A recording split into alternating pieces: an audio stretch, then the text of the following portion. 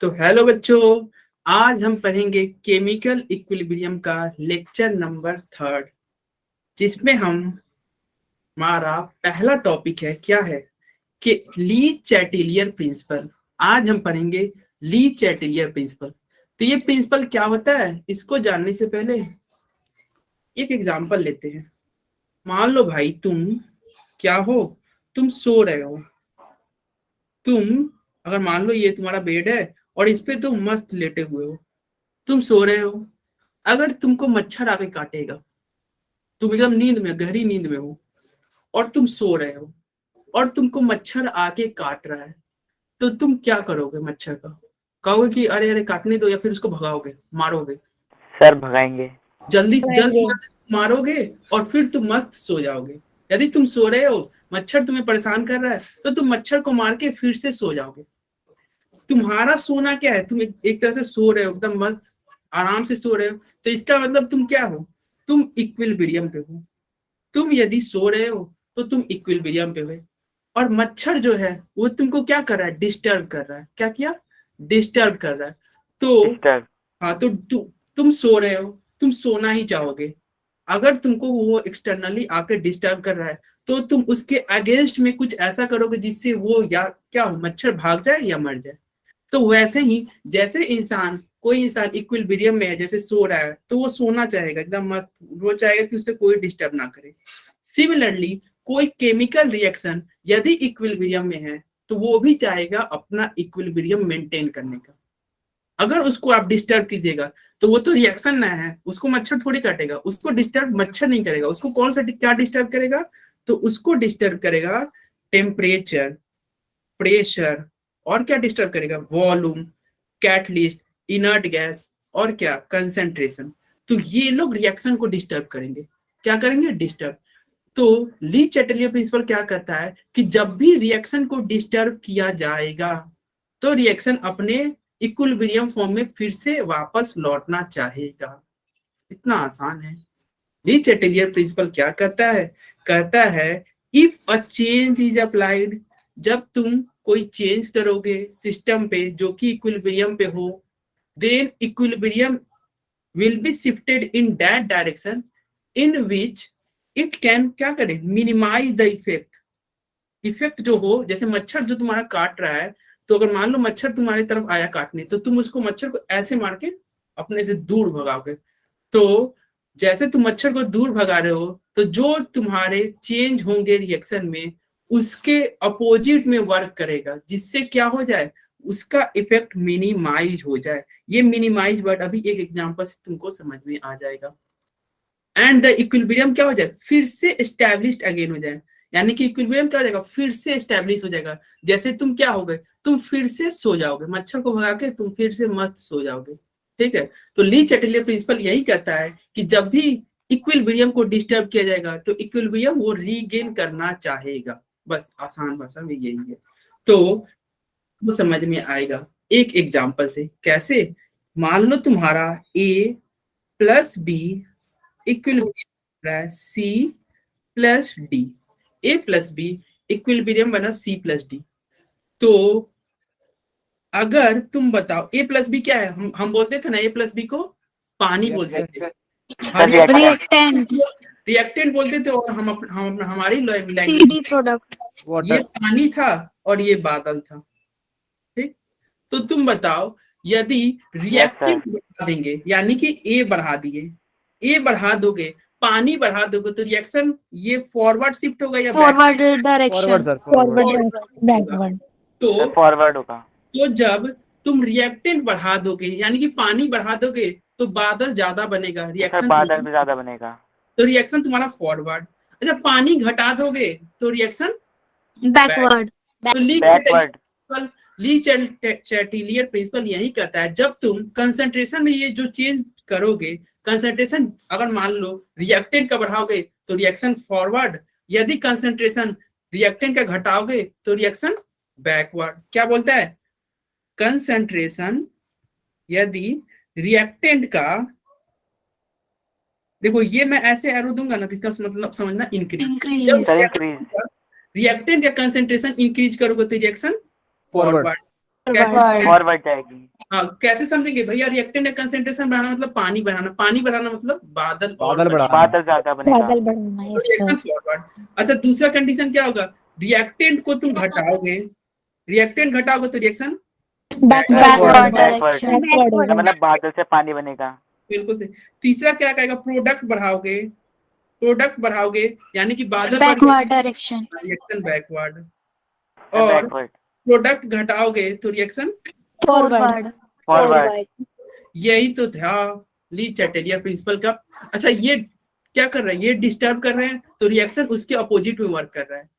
तो ये अपोजिट में वर्क क्यों करता है? ताकि ये जो तुम्हारा इक्विलिब्रियम सर कांस्टेंट था, इक्विलिब्रियम अटेन रहे। हाँ, चेंज ना हो। यानी कि तुम एक चीज ये ध्यान देना, के ई या केसी जो बोलते थे, यदि कंसंट्रेशन में तुम चेंज करोगे ना तो इसके वैल्यू में कभी चेंज नहीं आएगा। ये केवल क्या करते? केवल इक्विलिब्रियम को डिस्टर्ब करते हैं। जैसे मच्छर, क्या किया तुमको? मच्छर कभी मतलब मान लो रात हो रहे हैं, 12-1 बज रहा है, मच्छर तुम सो रहे हो तो मच्छर आके काटेगा ना, तो ऐसा नहीं हुआ कि तुमको पूरी तरह से जगा दे और तुम लगो पढ़ने, बैठ के पढ़ने, नहीं, तुम थोड़ा देर डिस्टर्ब हो गए और फिर जो तुम पहले सो रहे थे वैसे ही तुम फिर से सो जाओगे। मच्छर तुमको कभी नहीं जगा सकता। वैसे ही ये तुम्हारा कंसंट्रेशन इक्विलिब्रियम के वैल्यू को चेंज नहीं कर सकता। कंसंट्रेशन क्या कर सकता है? कंसंट्रेशन बस डिस्टर्ब कर सकता है। जैसे मच्छर, आप सो रहे हैं, मच्छर आपको क्या केवल क्या कर सकता है? केवल आपको डिस्टर्ब कर सकता है। आपको परमानेंटली, कोई बच्चा ऐसा है क्या जिसको उठा दे परमानेंटली? नहीं, मच्छर आपको, हाँ, तो वही यहाँ पे ली चैटेलियर प्रिंसिपल में तुम ध्यान देना। क्या ध्यान देना? कंसंट्रेशन का जो चेंज होगा ना वो केवल इक्विलिब्रियम को डिस्टर्ब करेगा, इसके वैल्यू, केसी के वैल्यू को चेंज नहीं करेगा। आया क्या समझ में? हाँ जी सर, यस सर। तो अब देखो, तो कैसे ये ध्यान रखना, केवल इक्विलिब्रियम को डिस्टर्ब करता है। ये फैक्टर इक्विलिब्रियम को केवल डिस्टर्ब करते हैं। तो कौन कौन से फैक्टर है भैया? तो ये तो पहला कंसंट्रेशन वाला, ये हम पढ़ लिए। दूसरा है टेम्परेचर, तीसरा है प्रेशर, चौथा वॉल्यूम, पांचवा कैटलिस्ट, और छठा तुम्हारा इनर्ट गैस। ठीक है? Yes sir. अब एक एक करके हम पढ़ते हैं फिर से। कंसंट्रेशन वाला तो पढ़ लिए, इसको और बताने की यहाँ पे कोई जरूरत नहीं है, आप इसको खुद से एक बार पढ़ लीजिएगा। ठीक है? ये कंसंट्रेशन वाला ही है पूरा। कंसंट्रेशन वाला नहीं समझ में आएगा तो बोलना, ये तो आसान है ना। रिएक्टेंट बढ़ाओगे, पानी बढ़ेगा, पानी बढ़ेगा, इसका मतलब क्या होगा? रिएक्शन फॉरवर्ड जाएगा, यानी कि पानी बढ़ेगा तो भैया बादल बनेगा ना। और रिएक्टेंट घटाओगे, हाँ, तो कंसंट्रेशन वाला हम समझ गए। ठीक है, आप लोग एक बार इसको बस रीडिंग दे दीजिएगा घर पे, मैं नोट्स आपको भेज दूंगा, एक बार रीडिंग देके। अच्छा, ये बताना, इसका ये तुम्हारा एक रिएक्शन दिया हुआ है, इसका तुम केसी बताओ, इसका केसी क्या होगा? Sir KC is equal to CO2। बाकी सब कुछ CO2 सर प्लस सर क्योंकि सॉलिड ही मान लेते हैं कंसंट्रेशन। CO3। अरे अरे अरे, CaC3 कौन बोला? पायल बच्चे, सॉलिड ध्यान दिया करो यार, ये सॉलिड है, सॉलिड है, सॉलिड। इसको इग्नोर करो, केवल CO2 लिखेंगे। तो केसी लिखने में म्यूट हो जाएगा। केसी में, हाँ ये बिल्कुल सही बोल रहे दीपक, केसी लिखने में हम क्या करते हैं? सॉलिड वाले को इग्नोर करते हैं। तो अब बताओ, सॉलिड को इग्नोर कर दे रहे हैं केसी लिखने में, तो तुम सॉलिड की कंसंट्रेशन बढ़ाओ या घटाओ, केसी पे तो कोई, अभी थोड़ा देर आप लोग म्यूट रखिए, ठीक है ना? थोड़ा देर मैं जब बोलूंगा ना तब बोलिएगा, ठीक है? देखो, मैं बोला क्या, मैं ये बोला कि जो केसी है ये तो सॉलिड पे डिपेंड ही नहीं कर रहा है, तो सॉलिड के कंसंट्रेशन को हम बढ़ाएं या घटाएं, क्या होगा? केसी तो चेंज नहीं ना करेगा। तो यही आपका पॉइंट लिखा है ऊपर, क्या? Addition of any solid component doesn't affect the equilibrium. Solid component को तुम ऐड करोगे, इक्विलिब्रियम पे कोई असर नहीं पड़ेगा। अरे आ रहा है क्या पॉइंट समझ में? Yes sir. Yes sir. KC के फॉर्मूला में तुम्हारा सॉलिड तो हम लोग लेते ही नहीं है, तो क्यों? जब जिसको लेते ही नहीं है उसको बढ़ाओ या घटाओ, ठीक है? थोड़ी, अब मान लो तुम्हारा सॉलिड कोई है, जैसे तुम्हारा बर्तन में ही था, पानी था, पानी को गर्म करे थे, बादल बन रहा था, सॉलिड उसमें मान लो तुम पत्थर रख दिए, और पत्थर और बढ़ा दोगे तो क्या बादल और बढ़ने लगेगा क्या? नहीं। No sir. No sir. तो यही है। तो ये एडिशन ऑफ सॉलिड वाला पढ़ लिए। अब आते हैं हम टेम्परेचर का इफेक्ट देखते हैं। टेम्परेचर का इफेक्ट क्या होगा? तो टेम्परेचर का इफेक्ट ऐसे होगा। अच्छा ये बताओ, एक रिएक्शन होता है एंडोथर्मिक। एंडोथर्मिक मतलब गेन जिसमें ऑफ सर Reaction और reaction में हीट रिलीज होती है। डेल्टा पॉजिटिव जिसमें होगा डेल्टा एच जिसमें हम हीट देते हैं। तो एंडोथर्मिक रिएक्शन में हम हीट देते हैं। इसका एग्जांपल क्या है? इसका है example melting of ice. Melting of ice. अब तुम वेपराइजेशन ऑफ वाटर। हाँ कुछ भी देखो, ये तुम्हारा एंडोथर्मिक का एग्जांपल है melting of ice. Melting of ice, अच्छा आइस मेल्ट कर रहा है, तो इसका अगर हम केसी लिखे, यानी कि इधर आइस लिखेंगे और ये मेल्ट किया तो क्या हो जाएगा? इधर मान लो मेल्ट किया तो वाटर हो गया। तो अगर केसी अगर कोई बोले तो क्या लिखोगे? वाटर। सर नहीं अभी मैं ऐसे ही जनरल सर ए रखेंगे। अरे नीचे हम आइस लिख दिए, ठीक है, ऐसे करके ऐसा ही कुछ होगा ना KC? Yes sir. Yes sir. ऐसा ही कुछ होगा कि ice water divided by ice. अच्छा तुम ये बताओ, टेम्परेचर एंडोथर्मिक यानी कि डेल्टा पॉजिटिव का ये एग्जांपल हो गया वाटर अपॉन आइस। और यदि तुम टेम्परेचर बढ़ाओगे तो तुम्हारा बर्फ ज्यादा मेल्ट होगा या कम मेल्ट होगा? सर ज्यादा मेल्ट तो ज्यादा मेल्ट होगा, यानी कि जब तुम टेम्परेचर बढ़ाओगे तो वाटर ज्यादा फॉर्म होगा। तो वाटर ज्यादा फॉर्म होगा, इसका मतलब केसी ज्यादा होगा। होगा सर। ठीक है, तो ये पॉइंट ध्यान रखना कि एंडोथर्मिक रिएक्शन में टेम्परेचर के डायरेक्टली प्रोपोर्शनल होगा केसी। केसी क्या होगा? टेम्परेचर के डायरेक्टली प्रोपोर्शनल होगा। किसका मतलब क्या होगा? तुम टेम्परेचर बढ़ाओगे तो तुम्हारा क्या होगा? तुम्हारा जो ये रिएक्शन फॉरवर्ड डायरेक्शन में जाएगा। फॉरवर्ड डायरेक्शन में तो होगा ही, बिल्कुल सही, फॉरवर्ड होगा। और तुम्हारा और काम की बात क्या है कि तुम्हारा के इक्विलिब्रियम का वैल्यू इंक्रीज हो जाएगा। तो यहाँ पे मैं इसको आगे शिफ्ट किया। अब देखो क्या होगा, अगर मान लो, मुझे यार जगह की कमी हो रही है, इसको इधर कर। देखो इसका मतलब क्या होगा कि यदि यहाँ पे मैं लिख दूं टेम्परेचर और इधर लिख दूं के इक्विलिब्रियम, तो यदि टेम्परेचर मान लो तुम्हारा 10 डिग्री सेल्सियस है और के इक्विलिब्रियम वैल्यू मान लो तुम्हारा 10 डिग्री सेल्सियस पे 10 है के इक्विलिब्रियम, तो जब टेम्परेचर बढ़ा के तुम 15 किए तो के इक्विलिब्रियम भी बढ़ जाएगा, यानी कि 10 + x हो जाएगा। ये बहुत काम का पॉइंट है, समझ में आया ना कैसे बढ़ेगा? क्योंकि देखो डायरेक्टली हो जाएगा, तो डायरेक्टली प्रोपोर्शनल हो रहा है तो बढ़ेगा ही।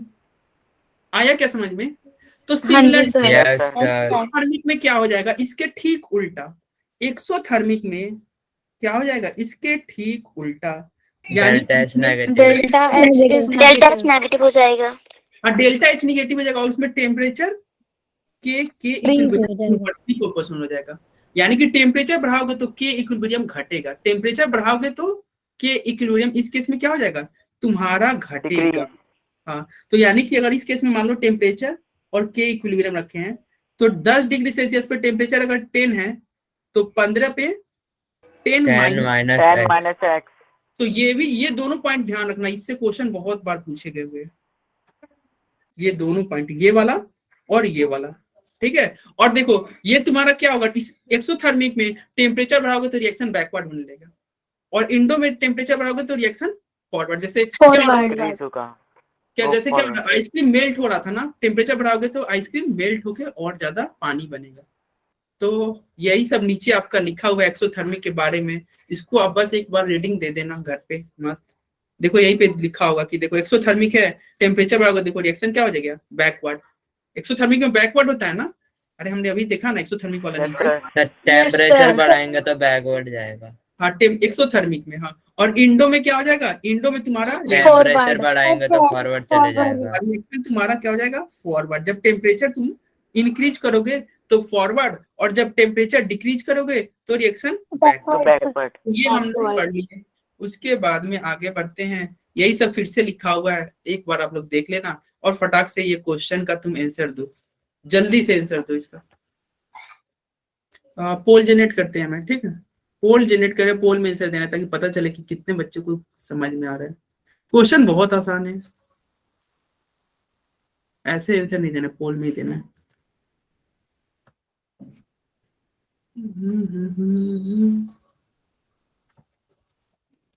अरे आ रहा है ना तुम लोग को समझ में? यस क्योंकि सर। ऐसा नहीं है कि कुछ बच्चे बोले और कुछ बच्चे को नहीं समझ में आया तो कुछ बोलेगा Sir, नहीं। K2 is greater than K1. नहीं, अरे अरे पोल कर जनरेटर दिया सर, कर दिया। हाँ बच्चे पोल में तो देखो एक बच्चा गलत आंसर दे दिया। कौन है वो बच्चा, नाम बताओ अपना। Ma'am, sir, गुड़िया. अच्छा आपने गलत दिया। आप गुड़िया, गुड़िया बच्चे आपको पता है क्या कि आप गलत दिए हैं? मैं पूछ रहा हूँ, एक बच्चा गलत दिया है, कौन बच्चा है? जल्दी अपना नाम बताओ। Sir, मैं ही हूँ गुड़िया. अच्छा क्यों आपने गलत क्यों दिया? आपने रॉन्ग आंसर क्यों दिया गुड़िया आपने? सर मैंने क्वेश्चन ध्यान से नहीं पढ़ा. अच्छा अच्छा ध्यान से नहीं दी पढ़ा तो ठीक है, आप अपना आंसर चैट बॉक्स में डाल दो क्या आपका आंसर है। बाकी सभी बच्चे के आंसर सही है, सभी के सही है। और कुछ बच्चे आंसर ही नहीं दे रहे यार, ऐसा क्यों भाई? तुमको नहीं समझ में आया क्या? देखो अच्छा बीबी, देखो क्वेश्चन क्या कर रहा है। K1 is the equilibrium constant at temperature. K1 T1 temperature पे है, K1 तुम्हारा T1 पे है और K2 तुम्हारा T2 पे है। K1 T1 पे और K2 तुम्हारा T2 पे है। और रिएक्शन क्या है? रिएक्शन एंडोथर्मिक है। और ये बताओ एंडोथर्मिक रिएक्शन में टेम्परेचर के डायरेक्टली प्रोपोर्शनल या इनवर्सली? के डायरेक्टली। Directly proportional. तो टेम्परेचर इंक्रीज करेगा तो के इंक्रीज करेगा। और कह रहा है कि तुम्हारा T2 बड़ा है T1 से और डायरेक्टली प्रोपोर्शनल है तो सर जीरो है। K2। हाँ तो बाकी बच्चे के सभी के सही है गुड़िया। सर तो मेरा आंसर सही था, मैंने सी बोला था पहले. अच्छा सी बोला था, अच्छा अच्छा अच्छा मैं देख ही लेता हूँ पोल में। अच्छा सी बोला था। सर दीपक ने बी बोला था, फिर मैंने बाद में अपना आंसर बी लिखकर भेजा नोट डाउन करके. मैंने सी लगाया है। सर अच्छा मैंने भी सीख गया है। नहीं तो ऐसा नहीं, ऐसा जरूरी नहीं है कि मैंने भी सुना. हाँ हाँ तो ऐसा जरूरी नहीं है कि दीपक बोला तो दीपक हमेशा सही ही बोलेगा, ठीक है? दीपक भी गलत बोल सकता है। सर मैंने तो सही लगाया है। अच्छा आपने सही लगाया। ऐसा नहीं, नाम दीपक होने से ऐसा नहीं है कि हमेशा चमकते रहेगा। दीपक भी बुझ जाते हैं ना जब तेल कम हो जाती है। यानी कि जब पढ़ाई आप नहीं अच्छे से कीजिएगा तो आपके भी आंसर गलत हो सकते हैं। तो नाम पे नहीं जाना है, ठीक है ना? तो ये तुम्हारा टेम्परेचर इंक्रीज करेगा तो क्या इंक्रीज करेगा? आंसर सिंपल सी। समझ में आया क्या? Yes sir. Yes sir. Yes sir. समझ में आया। अब हम आते हैं अपना थर्ड इफेक्ट, प्रेशर और वॉल्यूम का देखेंगे। एक ही साथ हम प्रेशर और वॉल्यूम। देखो ये तो सबको पता है, पीवी बराबर क्या होता है? एनआरटी। पीवी बराबर एनआरटी यानी कि पी बराबर एनआरटी डिवाइडेड बाई वी, यानी कि इनवर्सली प्रोपोर्शनल टू प्रेशर जो होता है इनवर्सली प्रोपोर्शनल होता है वॉल्यूम का। ये आपको सबको पता है, प्रेशर इनवर्सली प्रोपोर्शनल होता है वॉल्यूम का। तो तुम क्या करोगे? तुम दोनों को नहीं याद करोगे, ये नहीं कि प्रेशर भी रट रहे हैं वॉल्यूम भी रट रहे हैं और दिमाग खराब कर रहे हैं। तुम ध्यान रखना, बाकी उसके ठीक उल्टा कर देना। जैसे मैं क्या ध्यान रखने के लिए बोल रहा हूं? मैं बोल रहा हूं कि मैं क्या बोल रहा हूं? सर प्रेशर इंक्रीज करने पे वॉल्यूम डिक्रीज होगा। देखो मैं ये बोल रहा हूं, मैं क्या बोल रहा हूं कि जब तुम अच्छा ये बताओ, हमारे क्लास में लेफ्ट हैंडेड बच्चा कितना है? कोई है क्या जो लेफ्ट हैंड से लिखता हो? हैंड रेज कर दे। सर मैं. अच्छा सानिया लेफ्ट हैंड से लिख, और कोई? सर मैं. संध्या भी लेफ्ट हैंडेड है। अच्छा और सर मैं राइट से भी लिख लेती हूँ. अच्छा आप मेरी मम्मी लिखती है. अरे जो लेफ्ट हैंडेड है वो हैंड रेज करते हैं, मुझे पता चल जाएगा। अच्छा एक संध्या है, यानी कि दो बच्चे हमारे लेफ्ट हैंडेड है। तो देखो एक मैं आपको ट्रिक बता रहा हूं, ये आप ध्यान रखना, सारे क्वेश्चन हो जाएंगे। वी से यानी कि ये हो गया तुम्हारा वेरी, ये हो गया इंटेलिजेंट, और ये हो गया एल से लेफ्ट और टी एच से हैंड। यानी कि जो बच्चा वेरी इंटेलिजेंट बच्चा कौन है? जो लेफ्ट हैंडेड है। Very intelligent left handed. आप याद कीजिएगा VILH। क्या याद कीजिएगा? VILH। ये तुम याद करना। अब तुम सोचोगे सर ये VILH हम क्यों याद करें? तो मैं एक्चुअली ये कहना चाह रहा हूं, जब V से वॉल्यूम, I से इंक्रीज, L से लेस, H से हाई, यानी कि जब तुम्हारा वॉल्यूम इंक्रीज होगा तो रिएक्शन लो टू हाई की तरफ मूव करेगा। अब ये क्या कुछ समझ में नहीं आया? अब तुमको समझ में आएगा। देखो यदि कोई Less mole reaction to high mole. ए से 2b बन रहा है, ए से क्या बन रहा है 2b, तो बताओ मोल किधर ज्यादा? B की साइड. सर बी मोल ज्यादा। तो मैं ये बोला v से वॉल्यूम इंक्रीजेज तो लेफ्ट हैंडेड, जब वॉल्यूम तुम इंक्रीज करोगे तो लेस से हायर की तरफ मूवमेंट होगा। यानी कि जब भी तुम इस केस में वॉल्यूम इंक्रीज करोगे तो रिएक्शन क्या होगा? फॉरवर्ड। क्यों? क्योंकि फॉरवर्ड क्यों हुआ? क्योंकि बच्चे तुम्हारा लेफ्ट में मोल की संख्या कम है और राइट में मोल की संख्या ज्यादा। तो तुम क्या ध्यान रखोगे कि भैया जब वॉल्यूम इंक्रीज करेंगे, VILH याद करना, volume increases less to high या लो टू हायर, यानी कि जब भी वॉल्यूम इंक्रीज होगा तो रिएक्शन का डायरेक्शन क्या होगा? Lesser left to right. Lesser to higher. यानी कि इस केस में तुम्हारा रिएक्टेंट क्या था? लेस था, प्रोडक्ट तुम्हारा ज्यादा था, तो मूवमेंट क्या होगा? फॉरवर्ड डायरेक्शन में होगा। ठीक है, तो सिमिलरली यदि वॉल्यूम कम होगा तो मूवमेंट क्या होना चाहिए? मूवमेंट होना चाहिए बैकवर्ड। जब हाँ बैकवर्ड, यानी कि हायर टू लोअर। यानी कि उस केस में क्या होगा? HL हो जाएगा। जैसे यहाँ पे लेफ्ट लो टू हाई हो रहा है ना, उस केस में क्या हो जाएगा? हाई टू लो हो जाएगा। तो इसको नहीं याद करेंगे, हम एक ही याद करेंगे और सारा एक ही से काम चल जाएगा। क्या याद करेंगे? VILH। V क्या हो गया? वॉल्यूम। I क्या हो गया? इंक्रीज। I हो गया इंक्रीज। L हो गया लो लोअर, और H हो गया हायर, लोअर टू हायर। और ये कैसे याद करेंगे? अब तुम बोलोगे सर ऐसा कहीं ना हो कि हम ट्रिक ही भूल जाए। तो ट्रिक नहीं भूलना है। ट्रिक भूलने का भी तरीका क्या है? ट्रिक में हम एक और ट्रिक लगा दिया, यानी कि वेरी इंटेलिजेंट बच्चा कौन है? जो लेफ्ट हैंडेड है। जैसे कि हमारे क्लास में संध्या और सानिया। वैसे इन संध्या और सानिया का भी परफॉर्मेंस क्लास में अच्छा रहता है, ये लोग भी जवाब देते रहते हैं। तो याद रहेगा क्या ये? क्या? Yes sir. अब देखो ये Yes, ध्यान रहे, sir. तो प्रेशर का इसका ठीक उल्टा हो जाएगा। प्रेशर का इसका ठीक उल्टा हो जाएगा। अगर जैसे वॉल्यूम बढ़ा रहे हो तो लो टू हाई जा रहा है, तो प्रेशर बढ़ाओगे तो movement high to low. High to low. तो अब मैं यहाँ पे लिख रहा हूं, तुम एक मुझे समरी लिखा देना। मैं पहला लिखा वॉल्यूम इंक्रीज किया, मूवमेंट हाई नहीं लेफ्ट हैंडेड ना, यानी कि Low low to high. Low lower To high. To higher. ये क्या मोल की बात कर रहे हैं? ठीक, यानी कि वॉल्यूम इंक्रीज करोगे तो लोअर टू हायर, तो वॉल्यूम डिक्रीज करेंगे तो High to higher low. Higher to low. Higher to lower. अच्छा प्रेशर इंक्रीज करोगे तो प्रेशर इंक्रीज का मतलब क्या होता है? Volume Higher decrease. to low. Volume decrease. Volume decrease, pressure increase करने का मतलब वॉल्यूम डिक्रीज करना, यानी कि हायर टू लोअर। तो प्रेशर डिक्रीज करना, प्रेशर डिक्रीज करने का मतलब होता है वॉल्यूम इंक्रीज करना, तो लोअर टू हायर। ये तुम्हारा रिलेशन प्रेशर इंक्रीज, यानी कि इसके साथ रिलेशन जाएगा और इसका रिलेशन इसके साथ जाएगा, क्योंकि हम जानते हैं प्रेशर इनवर्सली प्रोपोर्शनल होता है वॉल्यूम के। देखो एक ही से सारा याद रहेगा ना? अरे Yes, ध्यान sir. रहेगा। यस सर, याद रहेगा। तो यही सब चीज तुम्हारा यहाँ पे लिखा हुआ है, इसको भी तुम एक बार रीडिंग दे लेना, इसको ही पढ़ लेना। वॉल्यूम इफेक्ट चेंज करोगे तो क्या होगा, ये सब आपके लिए है। जैसे देखो यहाँ पे एक दो मैं पढ़ के बता ही देता हूँ क्या लिखा हुआ। अच्छा ये देखो, जब ये काम का चीज है, जब दोनों तरफ मोल बराबर हो तो भैया हम लोअर टू हायर तो हम डिसाइड ही नहीं कर पाएंगे कौन लोअर है कौन हायर। तो इस केस में तुम वॉल्यूम चेंज करो, प्रेशर चेंज करो, कोई असर नहीं पड़ेगा। तो ये बहुत काम का पॉइंट है। क्या? जब दोनों तरफ बराबर आ जाए तो वॉल्यूम और प्रेशर से क्या होता है? ये इंडिपेंडेंट हो जाता है। तो यही लिखा हुआ है डेल्टा एनजी, यहाँ पे क्या है? जीरो। तो no change in equilibrium on changing volume and pressure. ठीक है ना? ध्यान रहेगा ना? क्योंकि देखो तुम डिसाइड ही नहीं कर पाओगे ना इस केस में। तुम क्या कहोगे? कौन सा ज्यादा है? कोई, दोनों तो बराबर है, तो तुम डिसाइड ही नहीं कर पाओगे कौन स्ट्रॉन्ग कौन वीक। तो इस केस में क्या करो? तुम नहीं डिसाइड कर पा रहे हो तो तुम बोल दो इंडिपेंडेंट है। अरे ध्यान रहेगा। Yes, sir. Yes, sir.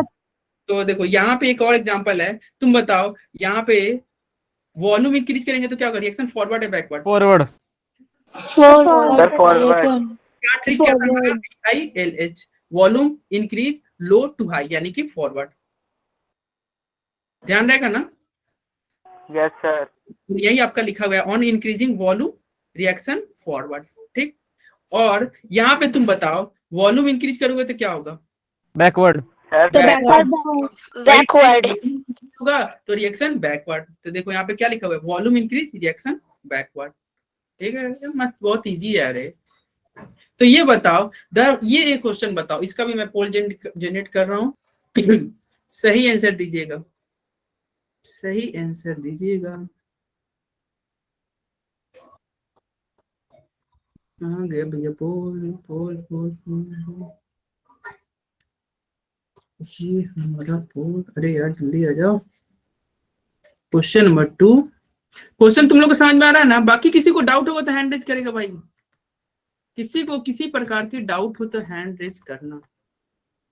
ऐसा नहीं कि हाँ बच्चे बोल रहे हैं तुमको डाउट है, नहीं नहीं सब लोग क्या सोचेंगे। अरे लोग कुछ नहीं सोचेंगे, सब तो अपने ही है। और अगर फिर भी किसी को कोई डाउट हो तो वो पर्सनली भी बाद में पूछ सकता है, या क्लास के लास्ट में थोड़ा देर रुकेगा, या फिर क्या करेगा, क्लास के पहले भी ज्वाइन कर लेगा। चलो पोल जनरेट हो गया।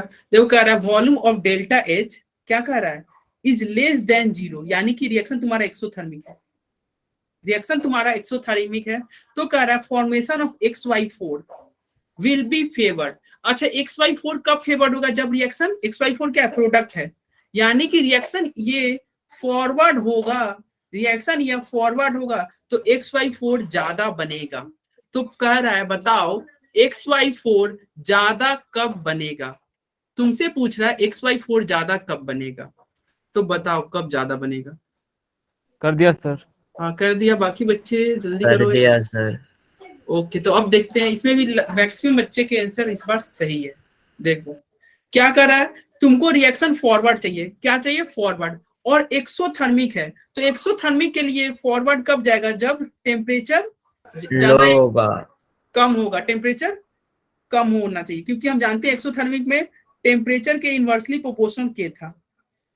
ठीक, तो टेम्परेचर कम चाहिए। और फॉरवर्ड रिएक्शन के लिए क्या चाहिए? अच्छा ये मोल किधर ज्यादा है, रिएक्टेड में ज्यादा, रिएक्टेंट में ज्यादा है सर। हाई टू लो जाना पड़ेगा ज्यादा हमें। मोल है, यानी कि तुमको वॉल्यूम ज्यादा नहीं, तुमको क्या प्रेशर चाहिए, ज्यादा चाहिए, प्रेशर ज्यादा चाहिए सर। हाँ देखो रिएक्टेंट में तुम्हारा ज्यादा है, प्रोडक्ट में कम है, यानी कि तुम्हारा हाई से लो चाहिए। तो वॉल्यूम जब ज्यादा करेंगे तो LH मूवमेंट होना चाहिए था ना, लो से हाई होगा। तो वॉल्यूम ज्यादा करेंगे तो लो से हाई होगा, तो वॉल्यूम कम करेंगे तो हाई से लो होगा।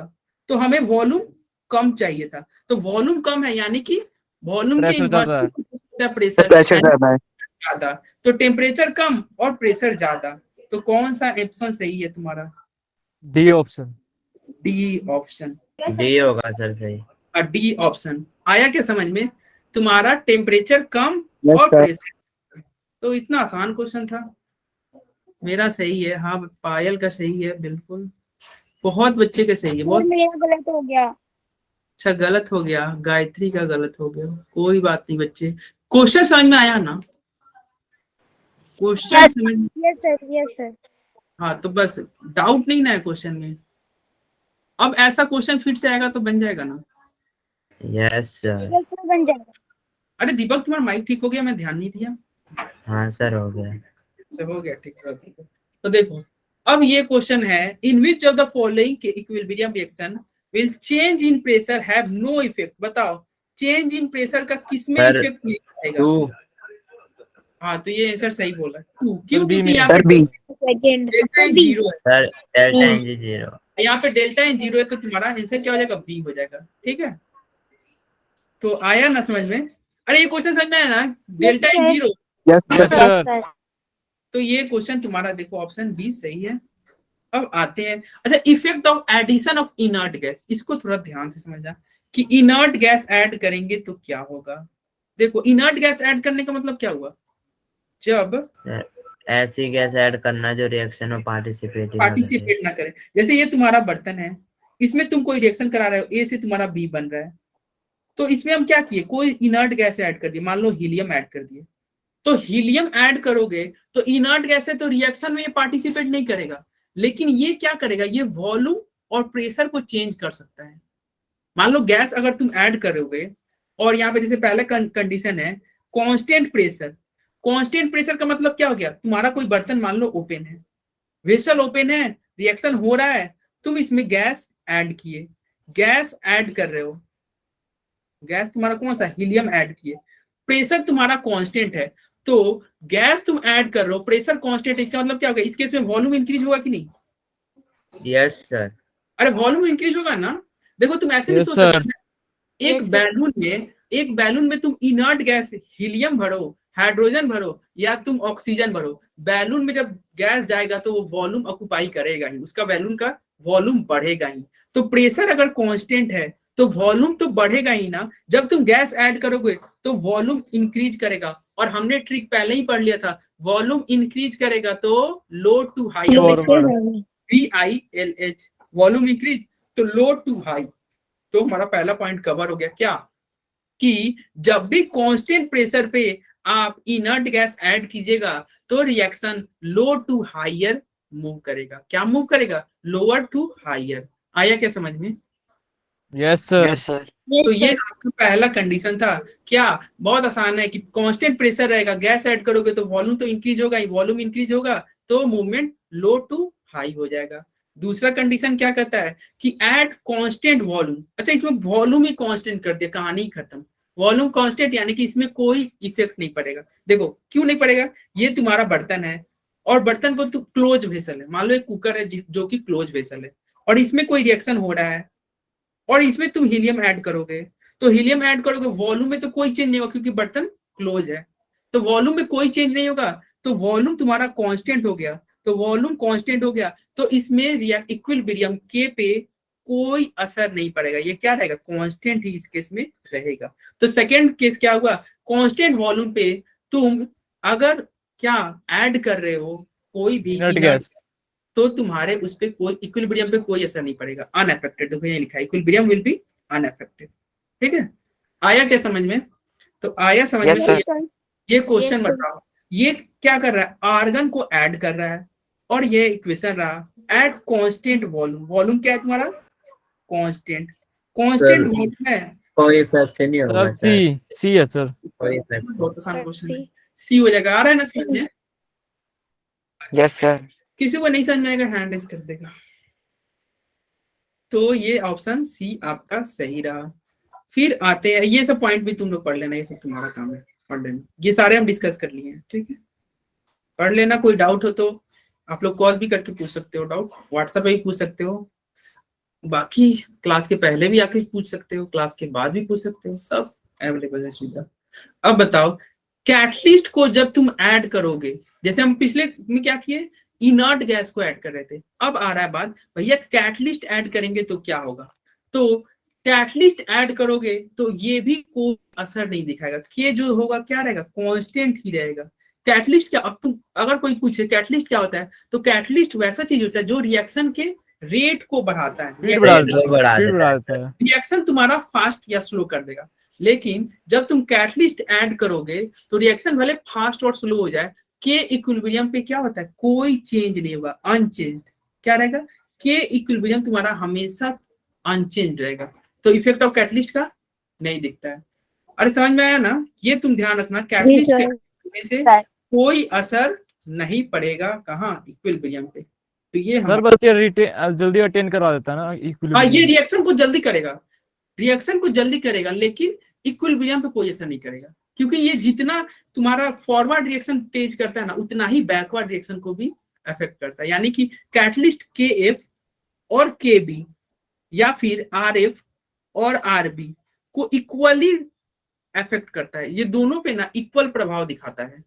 तो जब इक्वल प्रभाव दिखाएगा तो कैटलिस्ट के पे कोई प्रभाव नहीं दिखाएगा। ठीक है, ये थ्योरेटिकल पॉइंट है, ये तुम ध्यान रखना। अरे ठीक है, yes sir. Yes, sir. Of the following will change the value of equilibrium constant. देखो एक चीज ये ध्यान रखना, सर डी. अरे बच्चे तो पहले ही ऐसा कर रहे हैं, यानी कि तुम लोग पढ़े हो, इसका मतलब पहले से। सर डी होगा सर। हाँ, D डी है सर होगा, इसका. बिल्कुल सही होगा। यस सर, डी होगा। देखो डी ये होगा। क्या कर रहा है, विच of the following will change the value of equilibrium constant. तो ये जो कौन कौन से ली चैटलियर प्रिंसिपल में कौन कौन से फैक्टर थे, तो देखो फैक्टर तुम्हारे थे sir temperature, pressure, volume, catalyst. मैं यहाँ पे दिखा दे रहा हूँ। देखो कंसंट्रेशन, तो कंसंट्रेशन को तुम चेंज करोगे, जैसे मैंने बोला मच्छर काटेगा तो क्या होगा, वो तुमको उठा नहीं सकता, वो तुम्हारे के वैल्यू चेंज नहीं करता है। तुमको भले थोड़ा डिस्टर्ब करेगा मच्छर, उससे क्या होगा, तुम मच्छर को मारोगे फिर तुम सो जाओगे। तो कंसंट्रेशन के चेंज करने पे के वैल्यू पे कोई चेंज नहीं होता है। प्रेशर भी चेंज करोगे तो बस डायरेक्शन तुम्हारा इधर से उधर हो रहा था, लो टू हाई, हाई टू लो हो रहा है, लेकिन इन रिजल्ट तुम्हारा के पे कोई असर नहीं पड़ेगा, ना प्रेशर में ना वॉल्यूम पे। कैटलिस्ट का तो हम देखे कोई असर होता ही नहीं है, और इनर्ट गैस में भी कोई असर नहीं होगा। लेकिन हमने टेम्परेचर में एक पॉइंट लिखा था, क्या टेम्परेचर में इंडो में मैंने क्या बोला था, टेम्परेचर बढ़ेगा तो के बढ़ेगा, और एक्सो में ये क्या बोला, बढ़ेगा, टेम्परेचर बढ़ेगा तो के घटेगा। डिक्रीज होगा। एकमात्र टेम्परेचर ही ऐसा फैक्टर है जो तुम्हारे के वैल्यू को घटा बढ़ा सकता है, बाकी कोई नहीं घटा बढ़ा सकता। तो यही आपका ली चैटेलियर प्रिंसिपल था कि डिस्टरबेंस आप कर रहे हो तो कैसे कैसे असर दिखेगा। तो इसी के साथ हमारा ली चैटेलियर प्रिंसिपल खत्म हुआ, और ये लास्ट वाला क्वेश्चन भी हमारा खत्म हुआ, चेंज इन टेम्परेचर। ठीक है ना, यहां तक किसी को कोई डाउट हो तो बोले। No no sir. सर। एक अब देखो, ये तो मैं जितने पॉइंट पढ़ा ना, मैं वो पॉइंट लिखाया जिसमें केमिकल रिएक्शन हो रहा। और आपको याद होगा क्लास का पहला लेक्चर मैं बोला था केमिकल इक्विलिब्रियम दो तरह के होते हैं, एक फिजिकल और एक chemical। तो एक फिजिकल इक्विलिब्रियम होता है जिसमें क्या होता है, केवल स्टेट चेंज होता है, और एक केमिकल इक्विलिब्रियम होता है जिसमें रिएक्शन होता है। तो अभी तक हम ली चैटेलियर प्रिंसिपल का इफेक्ट देखे किसमें, केमिकल इक्विलिब्रियम में। केमिकल इक्विलिब्रियम में। अब मान लो फिजिकल इक्विलिब्रियम रहे, फिजिकल इक्विलिब्रियम, इसका सबसे आसान एग्जांपल क्या है भैया, सॉलिड से लिक्विड जा रहा है, सर H2O। H2O वाला भी हो सकता है, या सॉलिड से लिक्विड का फॉर्म होना। तो अब देखो सॉलिड से लिक्विड हो रहा है, यानी कि, या फिर दूसरा एग्जांपल हो गया, मान लो H2O से, H2O तुम्हारा लिक्विड, H2O गैस। सॉलिड में जा रहा है, ठीक, लिक्विड सॉलिड में हम कर रहे हैं। तो फिजिकल इक्विलिब्रियम, अब इसमें तो तुम बता नहीं सकते भैया कि कौन, एक दोनों तरफ तो एक ही मोल है। तो इस केस में प्रेशर अगर हम चेंज करेंगे तो क्या होगा, क्योंकि देखो दोनों तरफ तो एक मोल है। तो हम जैसे बोल रहे थे लो टू हाई, जैसे बोल रहे थे वॉल्यूम बढ़ाओगे तो लो टू हाई, ट्रिक अपना बनाए थे सर VIL, कोई चेंज नहीं होगा। नहीं चेंज होगा। ये एक्चुअली फिजिकल इक्विलिब्रियम है। कैसे, अब इसको कैसे ध्यान रखेंगे, तो इसको ये ध्यान रखना कि फिजिकल इक्विलिब्रियम में हमेशा प्रेशर के डायरेक्टली प्रोपोर्शनल होगा वॉल्यूम। ये तो तुमको पता भी है, pressure sir Yes, inversely sir। होगा सर, इनवर्सली का आप डायरेक्टली कह दिया आपने। प्रेशर वॉल्यूम के इनवर्सली प्रोपोर्शनल होता है। तो ये क्या कहना चाह रहा है ये पॉइंट, कि भैया जब तुम प्रेशर बढ़ाओगे ना तो मूवमेंट उधर होगा जिधर वॉल्यूम कम हो, प्रेशर बढ़ाओगे मूवमेंट उधर होगा जिधर वॉल्यूम कम हो। अब तुम बताओ सर बैकवर्ड आएगी रिएक्शन। अच्छा इस केस में सॉलिड और लिक्विड में वॉल्यूम किसका ज्यादा, सॉलिड या लिक्विड का? Sir liquid. लिक्विड का वॉल्यूम ज्यादा होता है ना, Yes, तो सर sir। बैकवर्ड आएगी। तो जब तुम इस केस में प्रेशर बढ़ाओगे यानी कि इनवर्सली प्रोपोर्शनल वॉल्यूम, तो प्रेशर बढ़ाओगे तो हमेशा रिएक्शन फॉरवर्ड। प्रेशर इंक्रीज करोगे, अरे अरे इधर देखो वॉल्यूम लिक्विड का ज्यादा है, प्रेशर बढ़ाओगे तो रिएक्शन क्या हो जाएगा, बैकवर्ड। आया क्या समझ में? Physical Yes, sir। इक्विलिब्रियम तुम ये ध्यान देना कि तुम यहाँ पे फिजिकल है ना, तो तुम वो ट्रिक अब नहीं यूज कर सकते VILH वाला। तो अब तुम क्या करोगे, सर इसमें तुम मोल नहीं देखेंगे, वॉल्यूम देखेंगे। हाँ इसमें वॉल्यूम देखेंगे। तो वॉल्यूम कैसे देखेंगे, हम प्रेशर के इनवर्सली प्रोपोर्शनल होता है वॉल्यूम, हम जानते हैं। तो यहाँ पे क्या है, इधर सॉलिड है इधर लिक्विड है, और हम जानते हैं लिक्विड का वॉल्यूम ज्यादा होता है, सॉलिड का वॉल्यूम कम होता है। तो लिक्विड का वॉल्यूम ज्यादा है तो प्रेशर बढ़ाओगे तो रिएक्शन उधर शिफ्ट होगा जिधर वॉल्यूम कम हो। तो सॉलिड का वॉल्यूम कम था तो रिएक्शन क्या हो गया, बैकवर्ड हो गया। आया क्या समझ में ये? जी sir. Yes, yes sir। Sir. ये समझ में आया। तो नीचे वाला तुम बताना, इसमें जब, अच्छा ये बताओ कि किसका वॉल्यूम ज्यादा होता है, पानी का या बर्फ का? पानी का। Sir water. वाटर का नहीं, इसका मतलब आपको नहीं पता है। एक्चुअली ये एक्सेप्शन केस है, वाटर ना एक्सेप्शन होता है। क्यों एक्सेप्शन होता है? 4 degree sir Celsius 4 degree minimum पे हो जाएगा सबसे ना, मिनिमम होता है सर। उसके बाद बढ़ने लग जाएगा तो 0 हाँ, पे भी बढ़ता जाएगा वॉल्यूम। हाँ तो जब वाटर जो आपका सॉलिड होता है ना, वाटर जब सॉलिड होगा तो इसका वॉल्यूम ज्यादा होता है। तुम ये प्रैक्टिकल करके देख सकते हो। तुम क्या करना है, एक ग्लास में पानी भर देना या फिर एक बोतल में पानी रखना और उसको फ्रीज में जमने के लिए रख देना। और एक पहले जमने से पहले एक मार्कर से निशान लगा देना कितना पानी था। वो जब जमेगा ना तो पानी का लेवल थोड़ा बढ़ जाएगा। पानी जमने के बाद वॉल्यूम पानी का हमेशा बढ़ जाता है, ठीक है। तो ये ध्यान रखना। Okay sir. क्या आपको पता था कि ये कि पानी जमने के बाद उसका वॉल्यूम बढ़ जाता है? No sir. नहीं No, पता? sir, ये पता चार्ट, यस सर, पानी पता। जब भी तुम जमाओगे ना, पानी को फ्रीज में रखोगे जमने के लिए, तो उसका वॉल्यूम तुम्हारा बढ़ जाता है। तो पानी सॉलिड का वॉल्यूम बढ़ जाता है। तो अब बताओ, प्रेशर यदि इस केस में इंक्रीज करोगे तो रिएक्शन फॉरवर्ड या बैकवर्ड? तो इसका फॉरवर्ड। वॉल्यूम सर ज्यादा है, फॉरवर्ड। वॉल्यूम कम है। तो प्रेशर इंक्रीज करोगे तो रिएक्शन फॉरवर्ड या बैकवर्ड? फॉरवर्ड। फॉरवर्ड, बैकवर्ड नहीं यार। backward. हाँ सर, बैकवर्ड। मैंने क्या बोला? P inversely proportional V। हाँ सर, तो वॉल्यूम pressure लिक्विड का हाँ, तो बैकवर्ड। तो किसके तरफ मूवमेंट होगा? पानी लिक्विड की तुम्हारा तरफ। बैकवर्ड, यानी कि पानी तुम्हारा लिक्विड बनने लगेगा। क्या बनेगा? लिक्विड बनने लगेगा, लिक्विड। ठीक है। तो ये दोनों पॉइंट समझ में आया क्या? Yes sir. Yes sir. Sir ये बस H2 के केस में होता है। हाँ, ये केवल एक्सेप्शन H2 के केस में और H2 के केस में आपको ध्यान रखना, ठीक है। बाकी ये सब इन जनरल सॉलिड का वॉल्यूम हमेशा कम होता है और लिक्विड का वॉल्यूम हमेशा ज्यादा होता है। तो एक क्वेश्चन है, ये क्वेश्चन भी पूछा हुआ है प्रीवियस ईयर में। देखो क्या कह रहा है, विच of the following equilibrium moves backward? कौन सा इक्विलिब्रियम बैकवर्ड होगा जब प्रेशर अप्लाई हो, यानी कि प्रेशर इंक्रीज करोगे तो कौन सा रिएक्शन बैकवर्ड होगा? बताओ। क्या ऑप्शन सी के बारे में तुम्हें पता? ऑप्शन सी सर सी। अरे ठीक है भाई, माइक ऑफ कर लो। देखो वॉल्यूम किसका ज्यादा है? वॉल्यूम तुम्हारा आइस का ज्यादा है। वॉल्यूम आइस का ज्यादा है, यानी कि प्रेशर बढ़ा रहे हो तो वॉल्यूम आइस का ज्यादा है, वाटर का वॉल्यूम कम है। तो वाटर कम है तो प्रेशर बढ़ा, सर बैकवर्ड आएगी। बैकवर्ड, यानी कि यही तुम्हारा ऑप्शन हुआ। बाकी ठीक है, तो ये तुम्हारा सही हुआ। अच्छा, ये तुम्हारा गलत क्यों हो जाएगा डी नंबर? क्योंकि देखो इसमें क्या है, इसका वॉल्यूम, गैस का हमेशा वॉल्यूम ज्यादा होता है ना, और सॉलिड का वॉल्यूम हमेशा कम होता है। तो हाँ, तो ये क्या हो गया, इसका ज्यादा है, इसका कम। प्रेशर बढ़ाओगे तो फॉरवर्ड हो गए सर। तो सर बी में कैसे पता चलेगा कि वो मतलब कोई असर ही नहीं पड़े, जीरो। हाँ, मुझे बैकवर्ड चाहिए, बी जीरो हो जाएगा। देखो 2 सर क्योंकि उसके मोल्स इक्वल है। मोल्स इक्वल है तो जीरो हो जाएगा, बी में कोई असर नहीं। लेकिन ये क्या कर रहा है, क्वेश्चन कर रहा है कि तुम्हें बैकवर्ड चाहिए था, तो बी नहीं होगा ना। हाँ ठीक जी है, सर। हाँ। Yes sir. तो ये तुम्हारा ली चैटेलियर प्रिंसिपल इसके साथ पूरी तरह से कंप्लीट हुआ।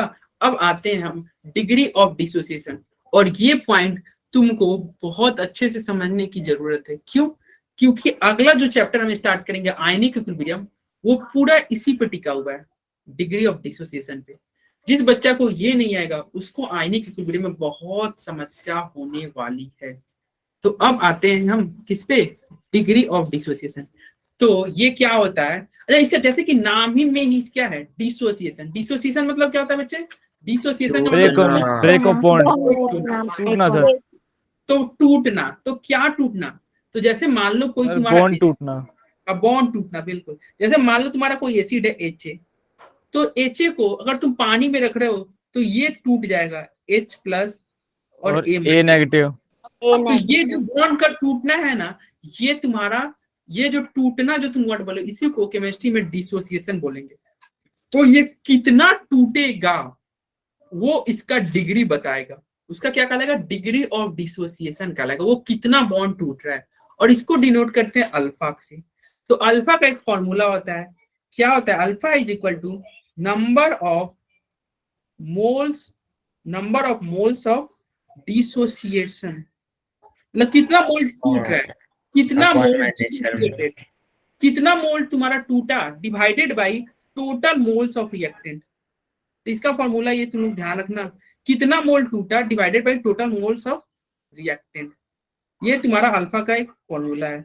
अल्फा क्या होता है? कितना मोल टूट रहा है divided by total moles of reactant. ये यहाँ पे आपका लिखा भी हुआ है, अब देख लेना, ठीक है। ये थ्योरेटिकल पॉइंट है, ध्यान रखना। अब बाकी इसको ये डिग्री ऑफ डिसोसिएशन को थोड़ा अच्छे से समझाते हैं। देखो क्या होता है, मान लो, ध्यान से सुनना भाई, क्योंकि ये चैप्टर नेक्स्ट चैप्टर में काम आएगा। और ये एक और बात, 9:15 होगा तो ऐसा नहीं कि 9:15 चलो क्लास लीव करते हैं भागते हैं। आज आप लोग का 5 से 7 मिनट एक्स्ट्रा क्लास लगेगा, क्योंकि मतलब एक्सटेंड होगा, बस 9:22 तक छोड़ देंगे, ठीक है, तो भागिएगा मत, क्योंकि लास्ट में एक इम्पोर्टेंट कुछ पॉइंट है वो पढ़ना है। अरे ठीक है ना? Yes sir. Okay sir. एक घंटे क्लास Yes, में sir. भूख लग जाती है क्या?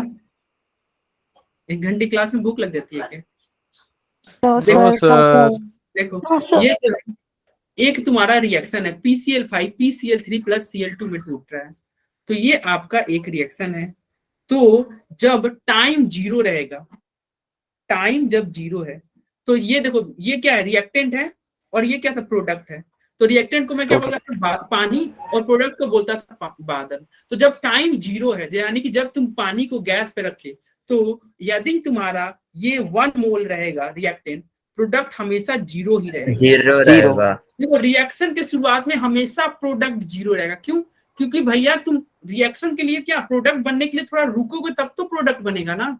तुम गैस, पानी को गैस पे रखे और अभी तुम गैस जला ही रहे हो, क्या बादल बन जाएगा क्या? नहीं, थोड़ा रुको। नो रुको सर। जरा, थोड़ा एक है ना, ये आप बहुत फेमस मीम चलता है, रुको जरा सब्र करो। तो वही कहता है, थोड़ा रुकिएगा, थोड़ा सब्र कीजिएगा, तब आपको प्रोडक्ट मिलेगा। इनिशियल में हमेशा प्रोडक्ट 0 रहेगा। ठीक, तो ये प्रोडक्ट बनता कैसे है? तो ये रिएक्टेंट जो है ये कम होगा तो प्रोडक्ट बनेगा। यानी कि पानी को तुम गैस पे रखे और गैस ऑन किए, तो पानी तुम्हारा घटेगा, तब तो जाके बादल बनेगा। तो कुछ समय के बाद में पानी कुछ कम होगा। मान लो पानी कम हुआ अल्फा से, अल्फा अमाउंट से पानी माइनस अल्फा से कम हो रहा है, तो माइनस अल्फा पानी कम हुआ तो बादल भी अल्फा बनेगा, यानी कि वाटर वेपर भी अल्फा बनेगा। तो ये तुम्हारा प्लस अल्फा हो जाएगा, ये प्लस अल्फा हो गया। ये तुम्हारा, मैंने क्या लिखा, चेंज। तो भैया ये चेंज हो रहा है। तो इक्विलिब्रियम पे अब कोई पूछे कितना पानी रहेगा, तो इक्विलिब्रियम पे स्टार्टिंग में 1 था, 1 माइनस अल्फा। मिल गया तो 1 माइनस अल्फा हो गया। तो ये प्रोडक्ट कितना बना, तो ये तो प्लस अल्फा, अल्फा। ये प्लस अल्फा। तो ये तुम्हारा फाइनल कंसंट्रेशन रहा। अब इसमें कोई पूछे तुमसे, अच्छा इस केस में तुम के का वैल्यू बताओ, के इक्विलिब्रियम का वैल्यू बताओ, के इक्विलिब्रियम। तो क्या अल्फा लिखते स्क्वायर अल्फा अपॉन में 1 स्क्वायर माइनस अपॉन में alpha. 1 alpha minus square upon 1 alpha. Minus alpha. Product divided by reacted 1 minus alpha. तो ये तुम्हारा के इक्विलिब्रियम का फॉर्मूला हुआ। ठीक है, थोड़ा बहुत समझ में आ रहा है क्या? Yes Yes, sir. सर। ये बहुत ध्यान रखना। अच्छा ये बताओ, 1 मोल तुम पानी लिए थे, अच्छा डिग्री ऑफ डिसोसिएशन क्या होता है? डिग्री ऑफ डिसोसिएशन हमेशा 1 मोल पे बात करेगा। रिएक्टेंट क्या रखना, 1 मोल, 1 मोल ही रखना है। तो देखो यहीं पे कुछ पॉइंट लिखा हुआ है, अब तुमको समझ आ जाएगा। Degree of dissociation is the fraction of 1 mole dissociated into product, कि 1 मोल कितना प्रोडक्ट में टूट रहा है, वही डिग्री ऑफ डिसोसिएशन कहलाएगा।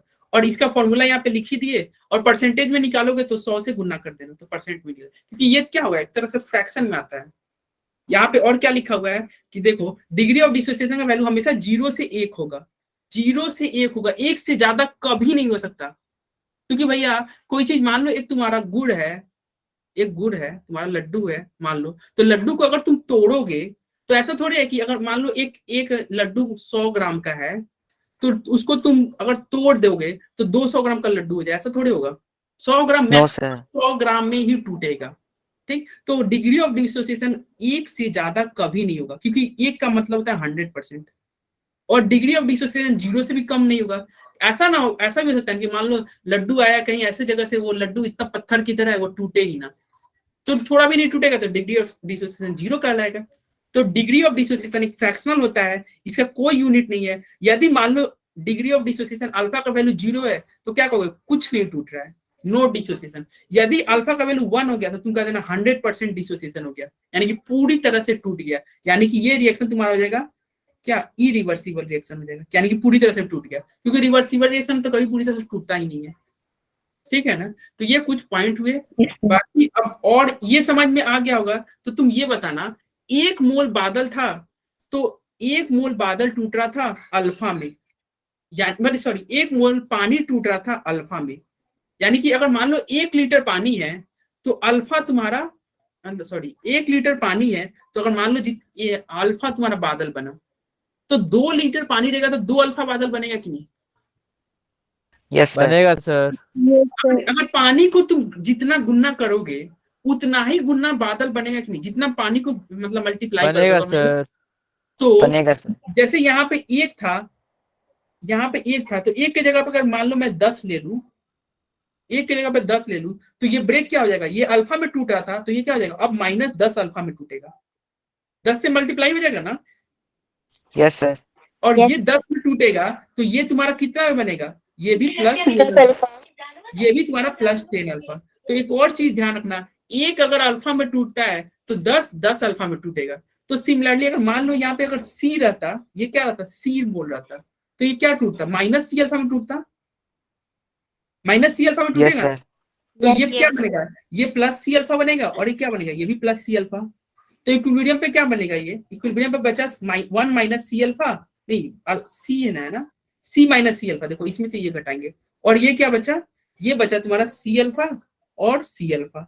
तो इस केस में के इक्विलिब्रियम का वैल्यू क्या हो जाएगा, इस केस में के इक्विलिब्रियम का वैल्यू हो जाएगा तुम्हारा C alpha का स्क्वायर अपॉन में C minus C alpha. Divided by C1 - alpha, common ले लिए C1 - अल्फा। अरे ठीक है ना, अरे यहाँ पे कॉमन Yes, ले लिया, sir. 1 C कॉमन ले लोगे तो नहीं हो जाएगा 1 - अल्फा, तो वही कॉमन लेके यहाँ पे लिख दिए, तो C से C कट जाएगा, तुम्हारा क्या बचेगा, C alpha square divided by 1 - alpha. तो के इक्विलिब्रियम का फॉर्मूला क्या सर होगा, ऊपर भी तो सी हम कॉमन ले सकते हैं। क्या, सर ऊपर की साइड भी तो हम सी कॉमन ले सकते हैं, फिर सी कट जाएगा, अल्फा स्क्वायर। अरे ऊपर तो मल्टीप्लाई में है. मल्टीप्लाई में है बच्चे, ओ ऊपर में sorry sir. C alpha into C alpha, multiply में था तो एक ही कटेगा, ठीक है ना।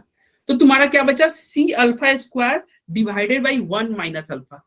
यदि मान लो अल्फा का वैल्यू बहुत कम हो जाए, अल्फा जो है डिग्री ऑफ डिसोसिएशन यदि बहुत कम है, तो 1 - अल्फा को तुम क्या करोगे, 1 लिख दोगे, क्योंकि अगर अल्फा बहुत कम है तो 1 में से कुछ बहुत कम घटाओगे तो वो तो 1 के बराबर ही रहेगा ना। Yes, sir. तो Yes, एक चीज sir. आयनिक इक्विलिब्रियम में तुम्हारा काम आएगा क्या, ये ध्यान रखना, के इज इक्वल टू क्या हो जाएगा, C अल्फा स्क्वायर हो जाएगा, कब, जब अल्फा का वैल्यू 1 से बहुत छोटा हो जाए, ये आयनिक इक्विलिब्रियम में आपके काम आएगा। मैं उससे फिर से पूछूंगा क्या मैं लिखा, देखो तुम्हारा यहाँ पे इक्वेशन क्या आया, C अल्फा स्क्वायर 1 - अल्फा, यदि अल्फा बहुत कम हो गया तो क्या हो गया, इसको इग्नोर कर दोगे, तुम्हारा बचा K is equal to C alpha square. आया क्या समझ में, Yes, sir. Yes, sir. यहाँ पे क्वेश्चन है, इसको जल्दी से देखो क्या कर रहा है। अल्फा का वैल्यू दिया हुआ है 0.4, अल्फा का वैल्यू दिया हुआ है 0.4, और तुमसे बोल रहा है इक्विलिब्रियम कंसंट्रेशन निकालना है, ये सभी का, इन सभी का इक्विलिब्रियम कांस्टेंट निकालना है। यदि इनिशियल मोल PCl5 का 1 मोल दिया हुआ है और वॉल्यूम तुम्हारा 1 लीटर दिया है, तो कैसे निकालेंगे, तो देखो रिएक्शन मैं यहाँ पे लिखा, तुम खुद ही समझ जाओगे, PCl3 + Cl2, तो इनिशियल तुम्हारा मान लो ये कितना दिया हुआ है क्वेश्चन में, PCl5 स्टार्टिंग में 1 मोल है, तो लो 1 स्टार्टिंग में PCl5 1 मोल है, और रिएक्टेंट तो हमेशा 0, प्रोडक्ट तो हमेशा 0 रहेगा, तो ये 0, और चेंज कितना होगा भैया, 1 है, तो चेंज क्या हो जाएगा, अल्फा से चेंज होगा, ये स्टार्टिंग पे था, और ये तुम्हारा इक्विलिब्रियम पे क्या हो जाएगा, ये बच जाएगा 1 - अल्फा, ये क्या बच जाएगा प्लस सर आंसर 0.16 है। 0.6 होगा, 16 नहीं। अरे देखो यहां तक आया ना, 1 में से 1 - अल्फा इक्विलिब्रियम पे बचा। अरे ये समझ में आया क्या, ये लाइन, सॉरी Yes, sir. ये समझ में आया, तो अल्फा का 0.16 है. अरे क्या तुम्हें 0.16 कैसे आ गया? देखो अच्छा, सर 4 जब 0.4 का स्क्वायर करे तो 0.16 आ रहा है। अरे पहले क्वेश्चन तो तुम समझे ही नहीं, पहले रुको तो सही, क्वेश्चन क्या कर रहा है, वो कह रहा है इक्विलिब्रियम पे कंसंट्रेशन निकालना है। 0.6, 0.4 और 0.4। हाँ दीपक सही बोला, अरे थोड़ा रुको सब्र करो, सुनो तो सही क्या कर रहा है, क्वेश्चन कह रहा है भैया PCl5 का कंसंट्रेशन बताओ, PCl3 का कंसंट्रेशन बताओ और Cl2 का कंसंट्रेशन बताओ। ये के इक्विलिब्रियम नहीं पूछ रहा है, जो आप के इक्विलिब्रियम चलेगा निकालने, के इक्विलिब्रियम सीख गए, इसका मतलब ये नहीं कि वो हर क्वेश्चन में निकाल दो, ये इसका कंसंट्रेशन पूछा है, तो ये इक्विलिब्रियम रहा। अब इक्विलिब्रियम पे ये मैं मोल लिख रहा हूँ, मोल क्या हो गया, 1 - अल्फा प्लस अल्फा और प्लस अल्फा, तो कितना मोल रहा इक्विलिब्रियम पे, 1 - अल्फा का मतलब क्या होगा, 1 - अल्फा का वैल्यू 0.4 दिया हुआ, तो 1 - 0.4, 0.4. ये 0.4, ये 0.4, तो ये तुम्हारा क्या हुआ, ये मोल हुआ। लेकिन कंसंट्रेशन का निकालने के लिए क्या होता है, मोल डिवाइडेड बाई वॉल्यूम, तो वॉल्यूम तो 1 ही लीटर दिया हुआ है ना, तो इसको तुम 1 से Yes, डिवाइड sir. करोगे तो ये तुम्हारा कंसंट्रेशन हो गया। तो कंसंट्रेशन क्या हो गया, 0.6, 0.6 0.4 और 0.4 आया क्या समझ में? अरे आया क्या यस समझ में? सर Yes, तो sir. ये तुम्हारा था। अगला क्वेश्चन ये तुम्हारा एनसीईआरटी का है, आप खुद से कीजिएगा। देखिए केसी का वैल्यू दिया हुआ है, केसी का वैल्यू दिया हुआ है और तुम्हारा यहाँ पे इक्वेशन दिया हुआ है, तुमको बताना है कंसंट्रेशन बताना है, तो तुम इसको घर से करना, ठीक है। एनसीईआरटी का ही क्वेश्चन है तुम्हारा 7.4 है सर, तो ये कर लेना। सेम ऐसे ही करोगे, थोड़ा हिंट दे रहे हैं। CO प्लस H2O है, ये तुम्हारा CO2 प्लस H2 बना, तो इनिशियल कंसंट्रेशन CO का क्या हो जाएगा? इनिशियल कंसंट्रेशन मान लो तुम्हारा क्या दिया हुआ है, कैलकुलेट इक्विलिब्रियम कंसंट्रेशन। इनिशियल तुम्हारा 0.1 दिया हुआ है, इनिशियल तुम्हारा ये 0.1 है, ये 0.1 है, ये 0 होगा, तो कुछ चेंज होगा। चेंज क्या होगा भैया? ये चेंज होगा, इक्विलिब्रियम पे क्या हो जाएगा? इक्विलिब्रियम क्या हो जाएगा? 0। हाँ ये तुम्हारा इतना जल्दी भी नहीं होगा, इतना आसान भी ये नहीं है। ये देखो ये तुम्हारा इक्विलिब्रियम पे कंसंट्रेशन तुम्हारा ये हो गया, ठीक। और तुम यहाँ पे क्या करोगे? केसी का वैल्यू लिखो। केसी क्या हो जाएगा? प्रोडक्ट यानी कि x square divided by reactant यानी कि 0.1 माइनस एक्स का होल स्क्वायर। और केसी का वैल्यू तुमको दिया हुआ है, क्वेश्चन में तुम्हारा केसी का वैल्यू दिया हुआ है, तो अब तुम्हारा यहाँ पे केसी का वैल्यू तुम पुट करना, फिर तुम क्या करोगे? एक्स निकालोगे। एक्चुअली तुम्हारा एक्स स्क्वायर है ना, तो x का वैल्यू तुम्हारा 2 आएगा। जब x निकालोगे ना, क्योंकि क्वाड्रेटिक इक्वेशन है, तो x का वैल्यू इस केस में 2 आएगा, ठीक है। हाँ ये क्वाड्रेटिक बन गई, तो 2 वैल्यू क्या आएगा? पहला x का वैल्यू आएगा तुम्हारा 0.067 और दूसरा x का वैल्यू आएगा 0.194। तो इसको हम लोग ले लेंगे, इसको कंसीडर नहीं करेंगे। क्यों? क्योंकि भैया इनिशियल कोई 0.1 है, वही बात हो गया। स्टार्टिंग में 0.1 है, एक लड्डू है, उसको तोड़ोगे तो वो बढ़ थोड़ी जाएगा। 1 kg का लड्डू है तो 1 kg रहेगा, इससे ज्यादा नहीं हो सकता। तो स्टार्टिंग में 0.1 है, तो फाइनली ये 0.194 तो कभी हो नहीं सकता, बढ़ थोड़ी जाएगा अमाउंट। अरे नहीं आ रहा है क्या समझ में? Yes sir Yes, sir. ये बढ़ेगा नहीं, क्योंकि स्टार्टिंग में Yes, उसने sir. 1 ही दिया है, सर ये इससे कम होगा, तो ये कम होगा, तो इसलिए तुम्हारा ये आंसर नहीं हो सकता, ये तुम्हारा आंसर होगा। इसको तुम घर से खुद से करके देखना, दिक्कत होगा तो मुझे मैसेज कर देना, मैं समझा दूंगा, ठीक है। तो ये अब आते हैं हम लोग। अच्छा एक और तुमको अच्छा ये तुम्हारा एक थर्मोडायनेमिक इक्विलिब्रियम है। थर्मोडायनेमिक इक्विलिब्रियम बहुत आसान चीज है, ये गिब्स फ्री एनर्जी पढ़े हो ना, डेल्टा जी। यस सर तो सर थर्मोडायनामिक्स डेल्टा में जी के थर्मोडायनेमिक, तो डेल्टा जी का एक और फॉर्मूला होता है, delta G is equal to delta G not plus 2.303 RT log Q, ये फॉर्मूला होता है। और ये डेल्टा जी नॉट क्या हो गया? जब तुम गिब्स फ्री एनर्जी क्या निकालोगे? जब तुम निकालोगे एट रूम टेम्परेचर और 1 atm प्रेशर पे, तो ये तुम्हारा डेल्टा जी का एक फॉर्मूला हुआ, ठीक। ये क्यू हम लोग पढ़ चुके हैं लास्ट क्लास में, रिएक्शन कोएफिशिएंट पढ़े हैं ना। तो ये यस सर यस सर अब देखो इक्विलिब्रियम पे तुम थर्मोडायनेमिक में पढ़े होगे, इक्विलिब्रियम पे एट इक्विलिब्रियम तुमने पढ़ा होगा, डेल्टा जी हो जाता है 0, इक्विलिब्रियम पे डेल्टा जी 0 रहता है, तो इसका वैल्यू तुम 0 पुट कर दोगे, तो डेल्टा जी नॉट तुम्हारा क्या आ जाएगा? ये इधर जाएगा, माइनस हो गया, माइनस 2.303 RT, और इक्विलिब्रियम पे क्यू को के बोलते हैं, क्यू को क्या बोलते हैं? के। तो ये तुम्हारा एक फॉर्मूला आया, इसका यूज करके तुम क्या निकाल सकते हो? इस फॉर्मूला का यूज करके तुम के इक्विलिब्रियम निकाल सकते हो, या इस फॉर्मूला का मान लो के इक्विलिब्रियम दिया हुआ है, आर तो गैस कांस्टेंट है, टेम्परेचर दिया हुआ है, तो तुम डेल्टा जी नॉट निकाल सकते हो, ठीक है ना। Sir, ये बात दोबारा बता दो प्लीज। क्या? देखो ये फॉर्मूला तो आपको ध्यान रखना होगा, ये फॉर्मूला आपको एक्चुअली ये एक बाय एक्सपेरिमेंट ये आया है, तो ये आपको याद करना होगा, ठीक। ये फॉर्मूला बाय एक्सपेरिमेंट आया है, जैसे डेल्टा जी एक हम फॉर्मूला क्या कहते थे, delta G equal to delta H minus T delta S, तो वैसे ही एक ये फॉर्मूला है, तो इसको आप ध्यान रखिएगा। और हम जानते हैं क्या कि भैया इक्विलिब्रियम पे डेल्टा जी का वैल्यू 0 होता है, तो तुम इसका वैल्यू 0 रख दोगे, तो इसका 0 रखोगे तो ये क्या होगा? ये प्लस था तो इधर आ जाएगा, तो ये okay minus, sir, done done done. और ये के क्यू का नाम के हो जाएगा इक्विलिब्रियम पे, ठीक है ना। तो ये आपका सर, एक डाउट है। आप करवाओगे? हाँ बोलो बच्चे, डाउट सर मैं बोलो जल्दी। क्वेश्चन कर रहा था ना, तो फिर सर 2 इक्वल टू में log k आ रहा था सर मेरा, तो सर k की वैल्यू कैसे निकालेंगे? अरे के की वैल्यू कैसे निकालेंगे? उतने सर दिन 2 से इक्वल टू में log k। एंटी लॉग अरे भैया के तो वैसे ही वो के वही के है, अरे के मतलब के इक्विलिब्रियम यार, केसी केपी जो हम लोग कर रहे हैं ना वही है, प्रोडक्ट वाले product divided by reactant. Product sir ये नहीं सर 2 इक्वल टू में log के आया था मेरा। यादन आप 2 मिनट रुकिए, एक और छोटा सा पॉइंट है उसको बता देंगे, फिर आपके डाउट हम लेंगे, ठीक है ना। एक छोटा सा पॉइंट है वो, क्योंकि उसी पॉइंट के बाद हमारा ये सब तुम पढ़ लेना, ये सब तुम लोग पढ़े हुए हो, कब स्पॉन्टेनियस होता है, लास्ट क्लास में तुम थर्मोडायनेमिक्स पढ़े हो, तो ये पढ़ लेना। एक छोटा सा कंसेप्ट है, ये आज का लास्ट कंसेप्ट है और बहुत आसान कंसेप्ट है। क्या कंसेप्ट है कि भैया, एक सेकेंड, 1 मिनट, मैं थोड़ा ना वो, एक मेरा 9:30 से क्लास है, एक सेकंड बच्चे रुक जाना।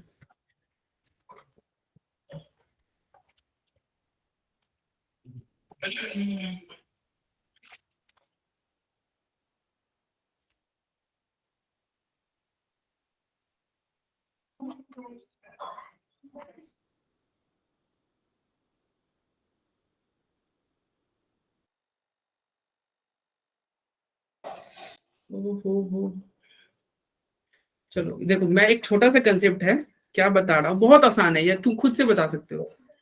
देखो, यदि कोई रिएक्शन ए से क्या जा रहा है, बी जा रहा है, और इसका के इक्विलिब्रियम का वैल्यू यदि मान लो x है, तो b से जब ये रिएक्शन ए होगा ना, तो के का वैल्यू कोई बता सकता है क्या? 1/x। 7/x। क्या ये मैं लास्ट क्लास में बताया था क्या आपको? हाँ जी सर। Yes sir. तो आप लोगों को बता दिया था, फिर तो सही है यार। तो इसका मतलब तुम लोग ये क्वेश्चन भी कर चुके हो, ये क्वेश्चन कराया होगा, मैं ये बताया होगा, तो ये क्वेश्चन 1/2 था, 50 आंसर आ रहा था। अरे हुआ था क्या ये? यस सर हुआ था, 50 आया था। यस सर हुआ था।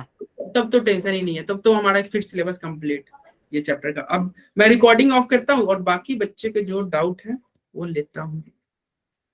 क्या सभी को समझ में आया क्या? क्या आप लोगों को समझ में? Yes sir. Yes sir.